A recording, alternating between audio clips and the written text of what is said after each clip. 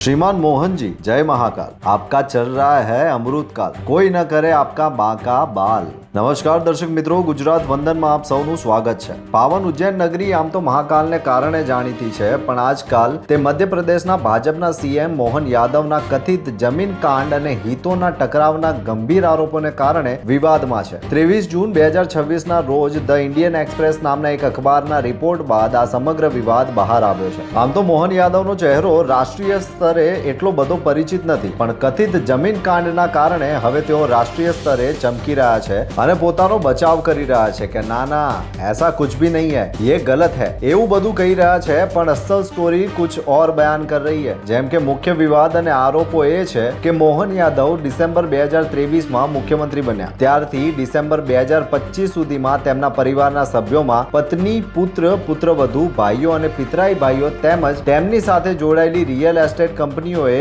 ઉજ્જૈન અને તેની આસપાસના 168 એકર જમીન આશરે ₹45 કરોડમાં ખરીદી। કોંગ્રેસના મધ્યપ્રદેશના આગેવાનોના કહેવા મુજબ મોહન યાદવની સરકારે આમાંની મોટાભાગની જમીન એટલે કે આશરે 111 એકર જમીનમાં રોડ પ્રોજેક્ટ્સ, હાઈવે અથવા રિંગ રોડ બનાવવાની જાહેરાત કરી। સૈયા ભય કોતવાલ ઇબ ડર કાહે કા। આરોપ એ છે કે સીએમ મોહને પોતાના પરિવારજનો, સગા સંબંધીઓએ ખરીદેલી જમીનમાં અને તેની આસપાસ સરકારી યોજનાઓ જાહેર કરી, તેથી દેખીતી રીતે તેના ભાવ વધી જાય અને તેનો સીધો ફાયદો કોને થાય તે કહેવાની જરૂર છે ખરી। શેર બજારમાં જેમ ઇનસાઇડર ટ્રેડિંગના આરોપો કોઈ કંપનીની સીઈઓ કે એમડી સીએમડી સામે લાગે, તેમ વિપક્ષના કહેવા મુજબ મોહન યાદવ પહેલા ઉજ્જૈન ડેવલપમેન્ટ ઓથોરિટીના અધ્યક્ષ રહી ચૂક્યા છે અને હવે પોતે જ સરકારમાં હોવાના નાતે તેમને કયા વિસ્તારોમાં વિકાસ કાર્યો થવાના છે તેની અગાઉથી ખબર હતી, તેથી સત્તાના પદનો દુરુપયોગ કરીને ઇનસાઇડર ટ્રેડિંગ કરીને પરિવારજનોને કરોડોનો લાભ કરાવી આપ્યો હોઈ શકે। ભાજપવાળા ક્યારે વાંકમાં આવે તેની રાહ જોતા કોંગ્રેસ માટે તો સીએમ યાદવનો આ મુદ્દો